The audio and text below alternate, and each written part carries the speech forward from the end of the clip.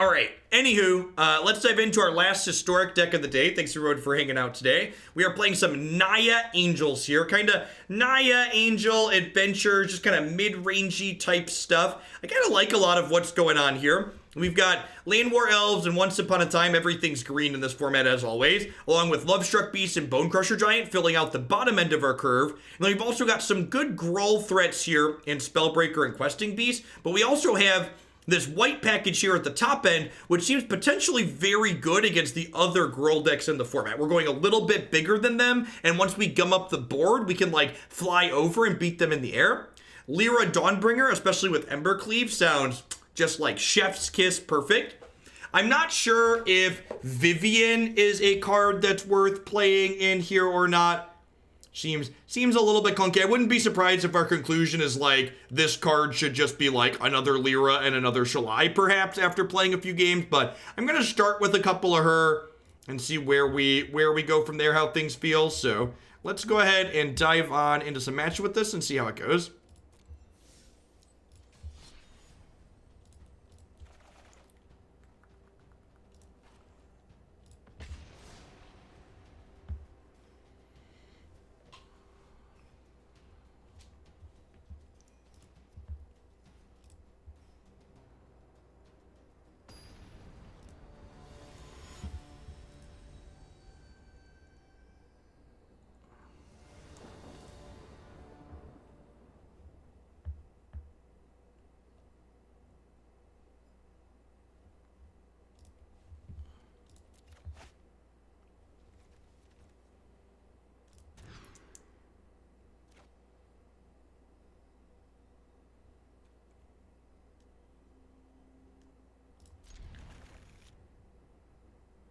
I'm gonna bottom Aurelia here, so this way if I draw non-red lands, I'm not stuck with two uncastables. Actually, I'm gonna bottom the Spellbreaker, because I already have a 3-drop in the form of Lovestruck Beast, right? If we're professional, we'll draw a Sacred Foundry or Stomping Grounds next turn.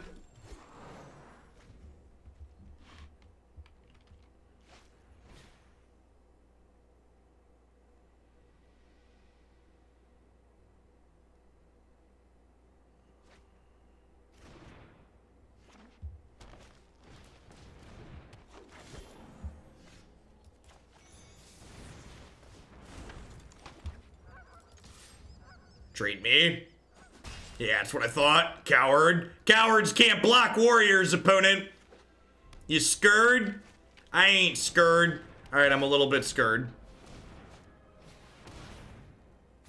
Our 5/5 should be real good here. Alright. Not a red source, but at least works our way up to Vivian. If we hit another non-red land next turn, we can Vivian dig for red sources, so that's nice.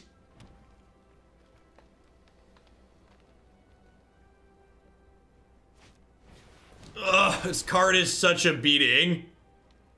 Just every game. It's never not dead to Domri's ambush.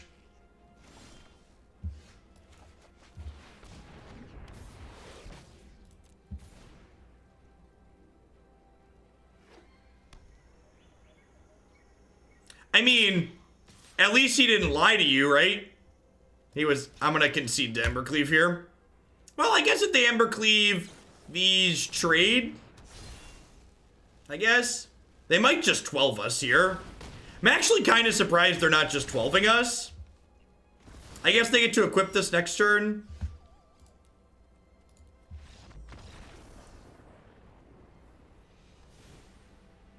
Take a shot for every... Please don't take shots for every Gruul deck. I want people in my chat to be alive. Okay, thanks. taking a shot for every Gruul deck is not good for your health. How many red sources are we on? We're on 10, 11. 11's a little light for red sources. Especially with Embercleave. Huh? Yeah, these should probably be Stomping Grounds.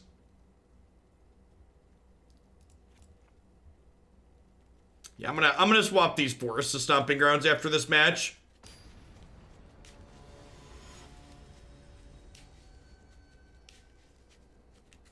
No, there's actual zero data for this format.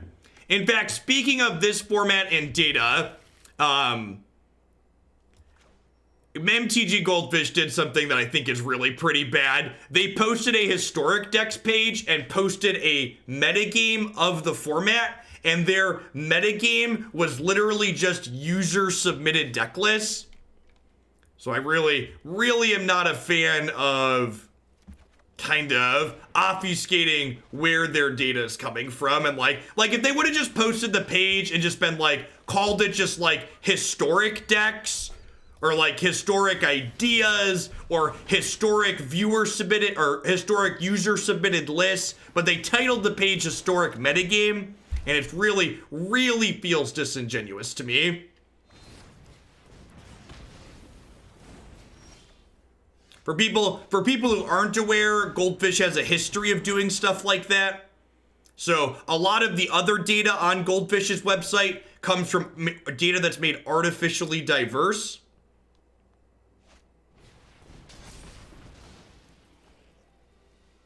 From Magic Online, so it's just not a good scene all around. Well, you know.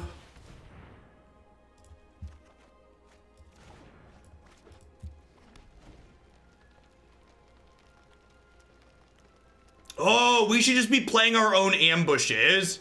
Yeah, 1000%, Marty. We keep dying to that card. We should play the card we keep dying to. Yeah, they're also stumbling, which is nice. Yeah, there's no historic tournaments. Yeah. And again, like, I get that there isn't better. One thing that's key that a lot of people don't understand when they want to make lazy or bad faith arguments is they're like, well, Jeff, it's not like they have better data they could use. I don't expect them to have data that doesn't exist. I just expect them when they use the bad data to equip the people who are looking at the bad data with the tools they need to understand why it's not ideal. That's the responsible thing to do. A lot of people have this very incorrect mindset that having incomplete data is better than having no data, and frequently that's not the case with the way these things work. Looking at incomplete data and getting a small picture is worse than just not knowing a lot of the time. Yes, just be clear about the sources and what the conclusions are that you're drawing from them. And from a clickbait revenue perspective, I understand why they don't do that. If their website looks like it's more, if the website, it's an appeal to authority to not admit that your data is flawed, because people are more likely to visit and give them more clicks and take it more seriously if, so we're dead to another questing beast here, if the data is valid.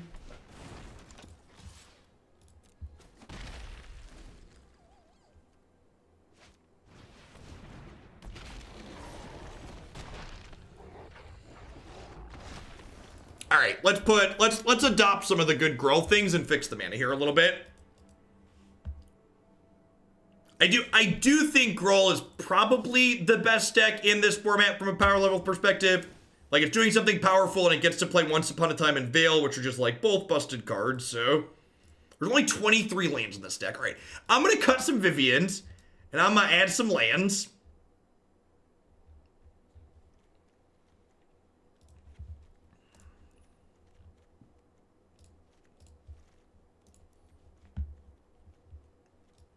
I think you want to cut Castle for another red land too.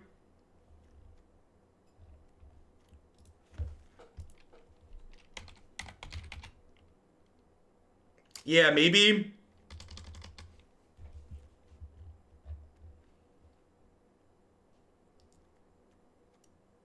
Yeah, that's fair. And I do like having some basic forests so we can play Elf on one somewhat consistently.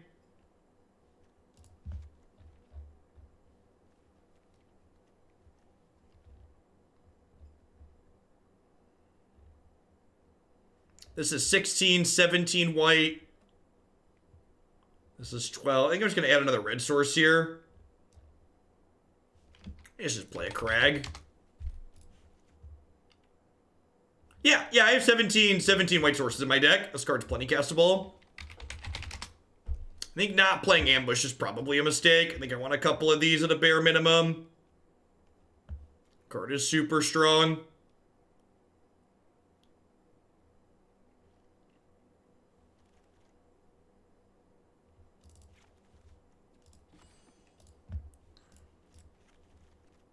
Let's try. Oh, I still have slots. There's 24 lands now. Yeah, I'll leave the other Spellbreaker in. Let's give this a try.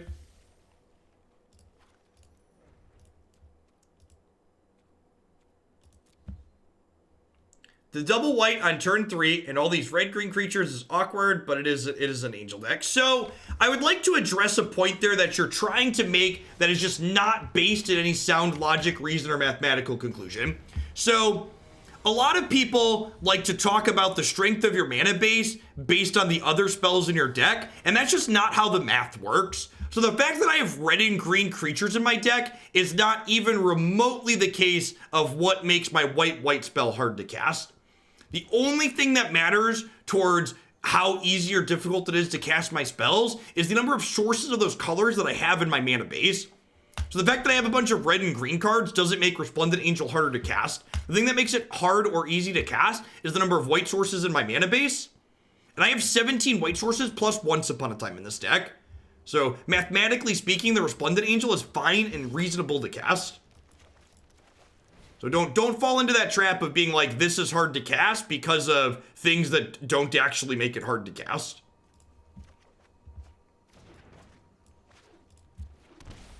Yeah, that's a Ghalta. Maybe we should have some white removal in our 75, like Prison Realm or Conclave Tribunal. I mean, Ghalta Embercleave's kind of great, huh? Seems like a pretty good one, too. Questing Beast actually great for us here because it can trade with Ghalta. Trade. Use the term trade loosely. Forgot to attack for 1 because I'm a stupid.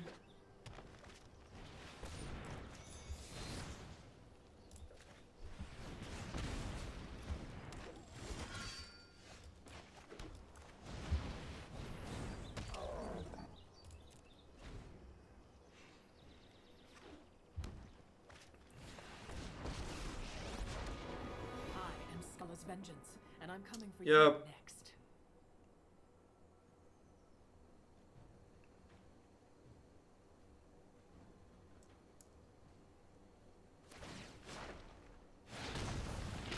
Get him. Please attack me, rats.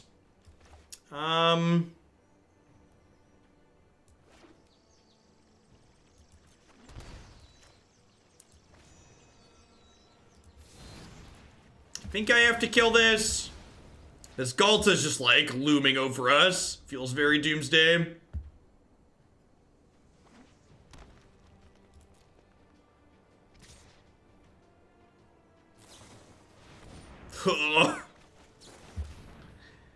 We don't have a comeback from here, right?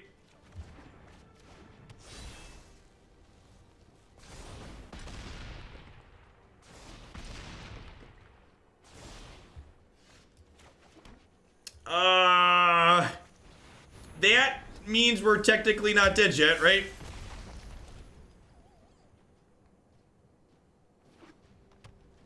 They get to play Ghalta this turn, though?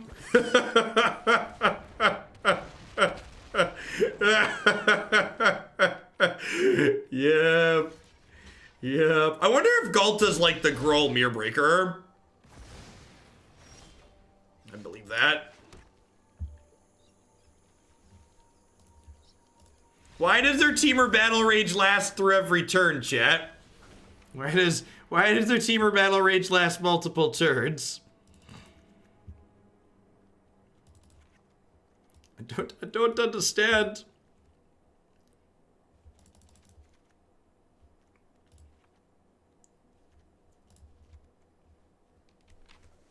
We could have, if we would have found, like, Questing Beast, or if we would have found Domri's Ambush with Questing Beast there, we could have been okay. Hey, Gut3, thanks for the third of a year. I appreciate that. Welcome back.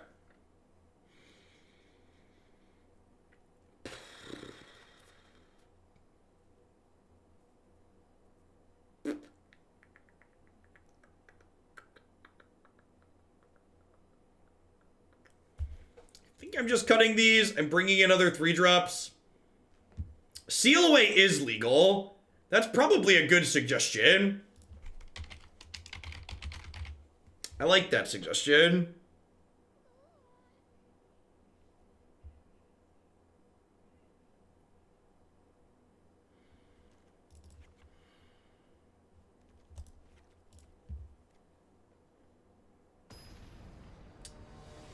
Settle the Wreckage is not particularly good against Spellbreaker decks.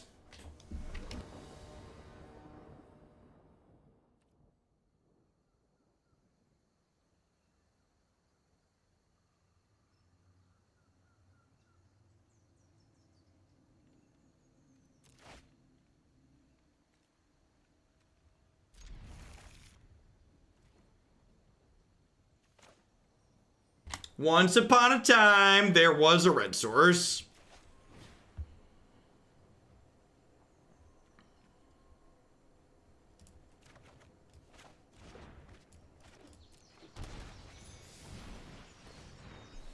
See, chat? Just gotta believe.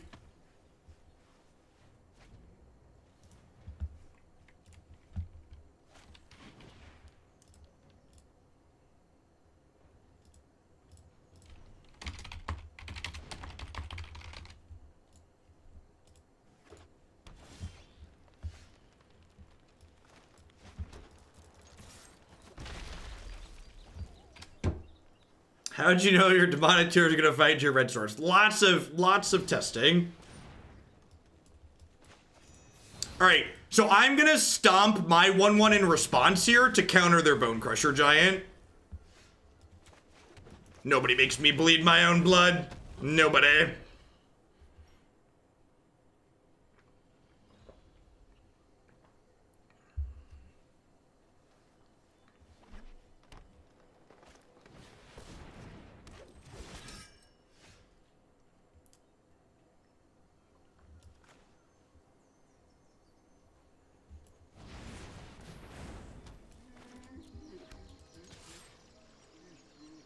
You have too many shillings.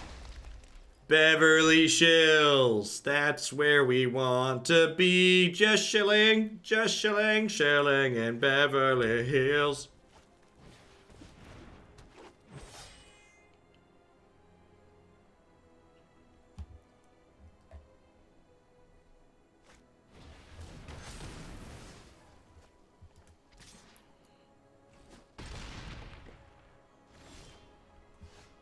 Red source is a great draw here. Lets me go kill this. And then Bonecrusher can crush my face a little bit, but he gets to kill this. Yeah, I think you're right. I probably should have played a red card the previous turn, but no justice.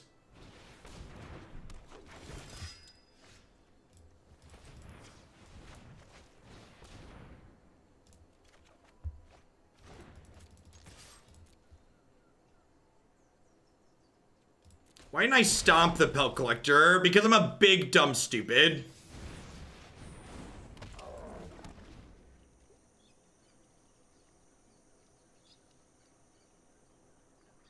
A 1000% should have stomped it, and then I could have Lava Coiled this. Be much better off.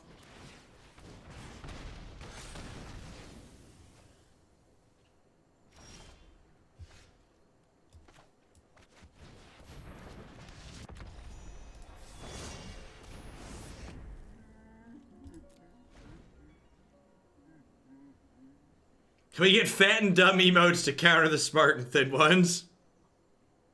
We're out of emote slots. Maybe I could think about... I think we've used a lot of them at this point. I guess we don't really use the dunce cap. There's probably some old emotes I could clear.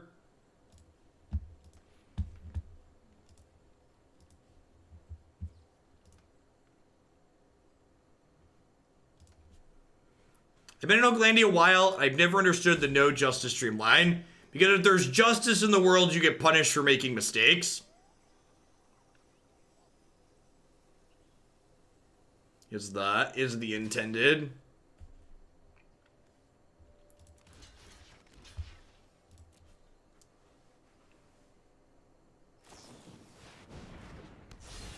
Alright. So they're dead.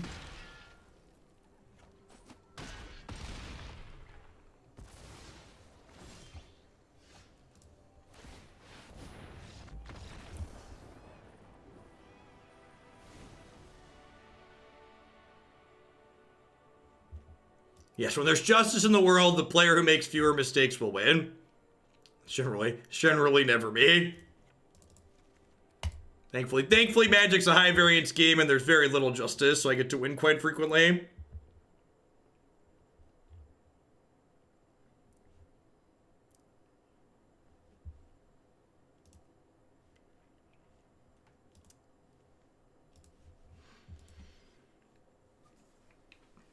Would you consider the impeachment hearings to be a no justice stream? Yeah, pretty much.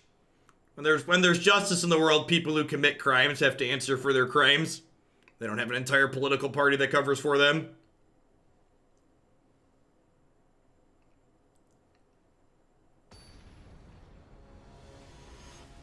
Yeah, I agree, Tumos.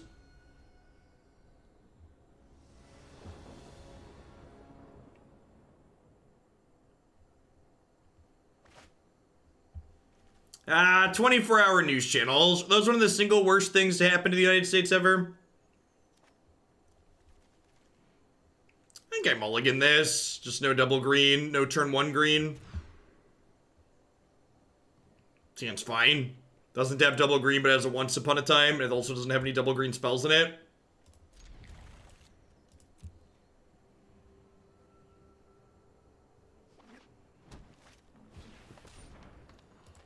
Yeah, this could be a Llanowar Elf.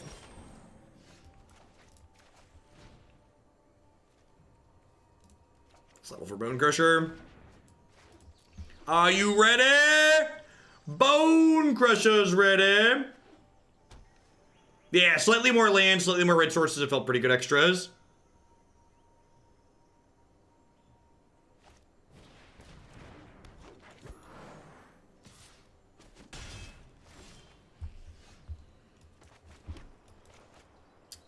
It's gonna go ahead and get a little stompy.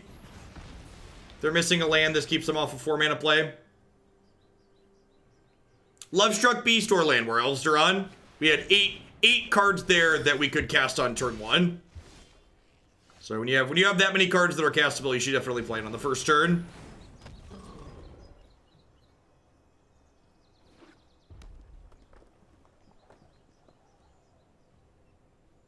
So I'm not dead to Embercleave, and I can kill Embercleave when I untap.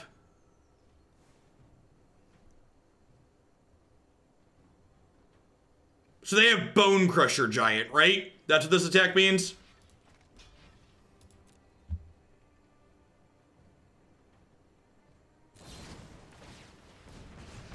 I think I'm okay with this exchange. I think... And that attack there means they don't have... Embercleave currently.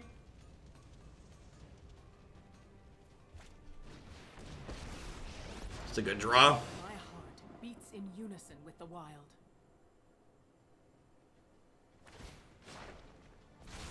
That's really aggressive. Are we just dead? We need Questing Beast. I think we've died. That maybe keeps us in it. Kinda, not really. They still have a 7/6.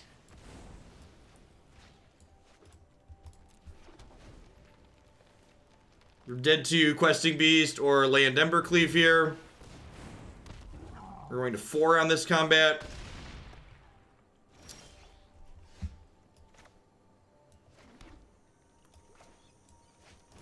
Okay, so I get to do this, go to 2, and then play this, and then I can double block. Dead to a lot.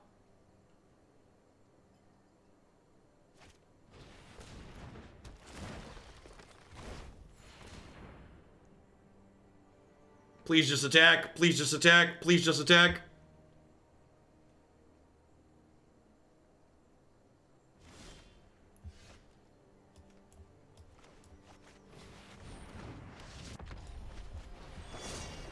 Alright, now we just need to brick for one turn. Brick, brick, brick, brick, brick, brick.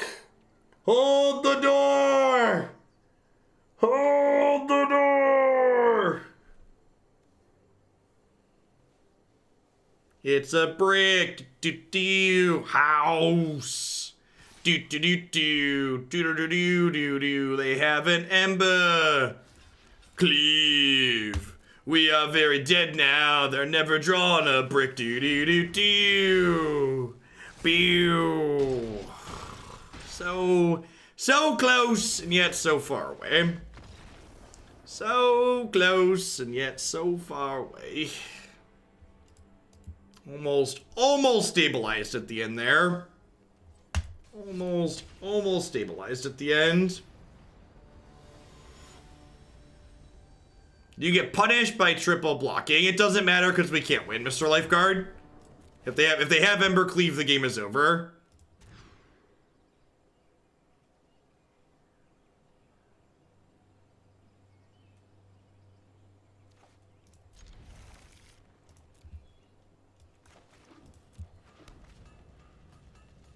They were attacking for what? 16. I was at 2. Yeah, we were just dead, right? Didn't matter.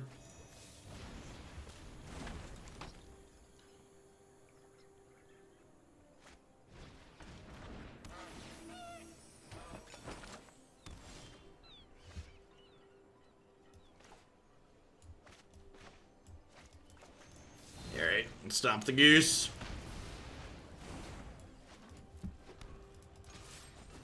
Crunch.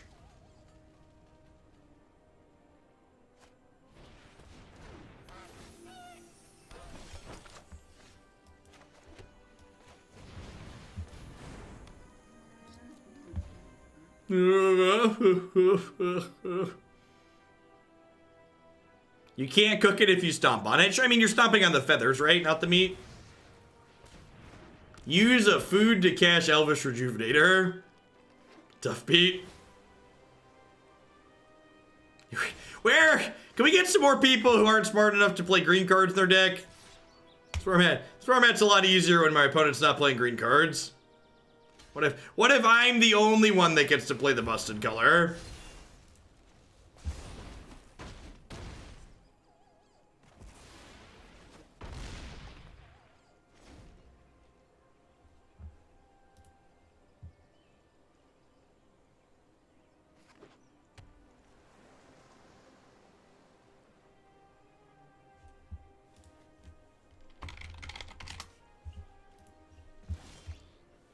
So scale of 1 to dead. I assume this Lovestruck Beast is on the dead side of the scale.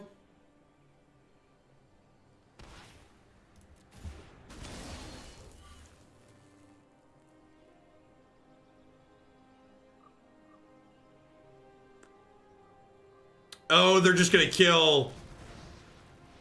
That's a bold decision. It's like when I played through a league with Oko after he was banned, when you're the only one with the busted cards. They're sweet. Yep. Peak Magic player. I like busted cards, but only when I'm the only one that gets to play with them. Please, everybody else, leave the cards that should be banned at the door. Why not just kill the beast there? Because they want to be cheeky. Because they really want to get punished when I draw Llanowar Elves.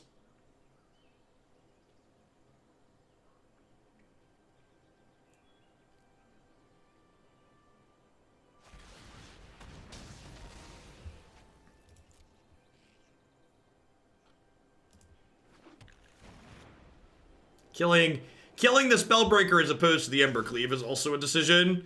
Maybe they're just dead regardless.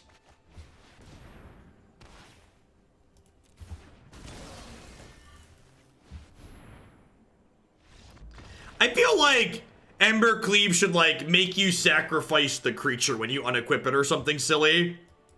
This card's just, it's just gross. There's no other way to describe it. It's just gross. Board in 3 cryptic commands.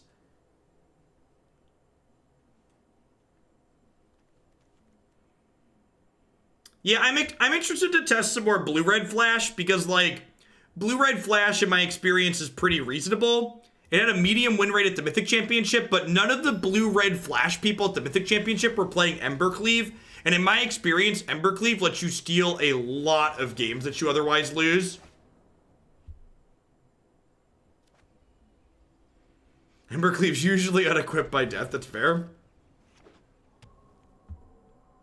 They are a Field of the Dead deck. Okay, so I definitely should have, So I want my other Ferocidon for the last game then.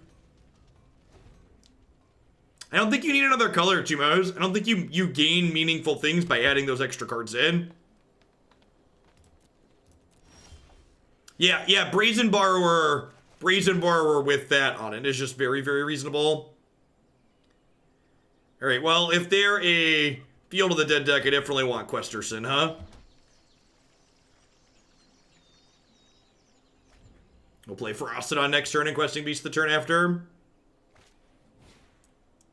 They have Gilded Goose in their Sultai Field of the deck for some reason.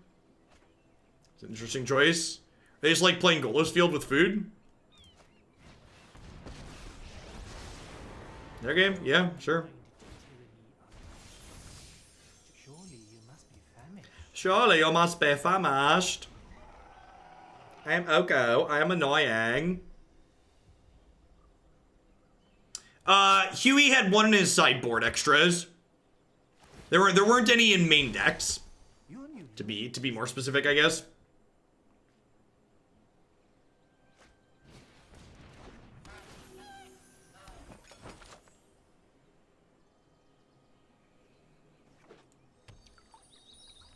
We do have a Rampaging Ferocidon.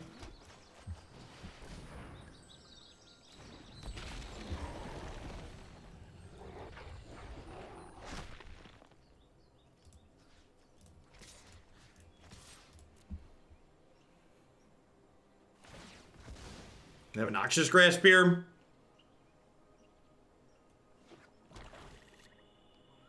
Could be a trophy too.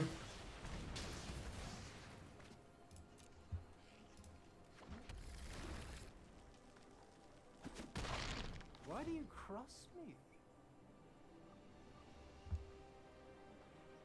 Let's get standard blue-red flash back in the queue. Sounds great, Night Stars. Looking forward to it.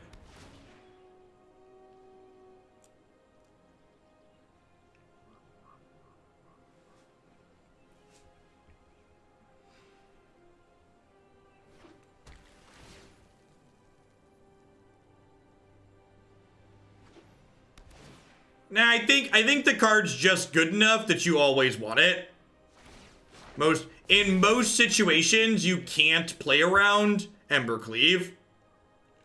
You're just dead to it. You can't play around it.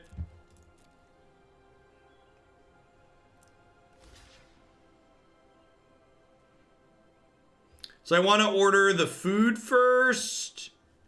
I don't think, and we're pretty dead. I'm just gonna go to the post board game. Third game. I'm gonna cut some of our expensive top end here.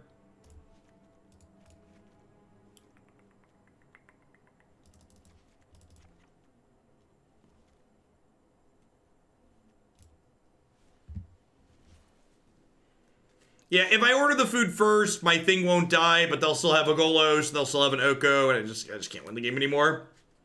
So I don't think it's super relevant.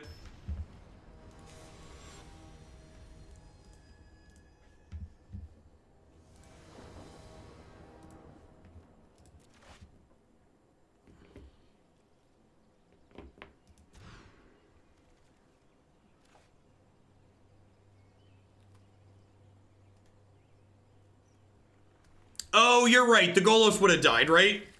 Yeah, I'm wrong. Because it's 3 plus. Yeah, because the first one, yeah, you're right.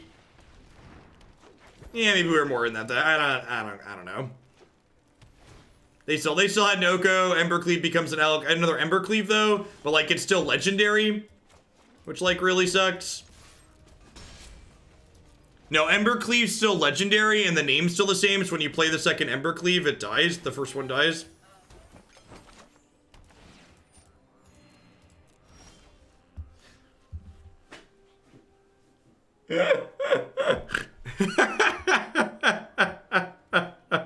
Oh, feels magic, man. Feels like Magic the Gathering, ladies and gentlemen.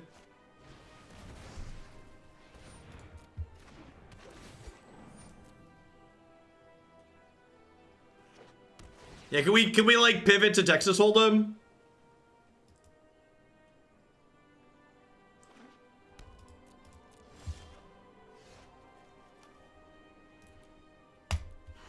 I'm gonna be done with this one. So this deck feels like it fell into the trap that I try to avoid when I do build around submissions, which is that if you look at this deck basically just took the Gruul aggro deck that's running around and shoved a bunch of angels into it. And I really don't think the angels in this deck serve to solve any problems that... I don't feel like any problems are addressed that the Gruul deck has by, like, adding a bunch of these chunkers into the top end. Because, like, the way Embercleave works, like, once upon a time, Lyra could be okay as, like, a Gruul mirror breaker, like, as a way to beat the other decks in combat. But, like, with Embercleave existing now, this type of card's just, like, not good enough against aggro decks that are playing that, right? Like, it's just not a good enough blocker because it dies to most things holding an Embercleave in these kind of stompy matchups. Yeah. This felt pretty lackluster to me. I felt like the things that were good about this deck are the things that were good about the Gruul deck, and I didn't really feel like adding a bunch of angels to the top end of it really served to solve any issues or fix any problems that Gruul inherently has. All right, that's going to be it for my Magic segment for today. I'm going to go ahead and roll on into some Mythgard for the remainder of the afternoon. So if you're just here for the Magic segment, thanks for hanging out. If you haven't seen Mythgard before, I'd encourage you to hang out and watch a little bit of it. It's a really sweet, fully digital card game that's available on Steam as well as on mobile.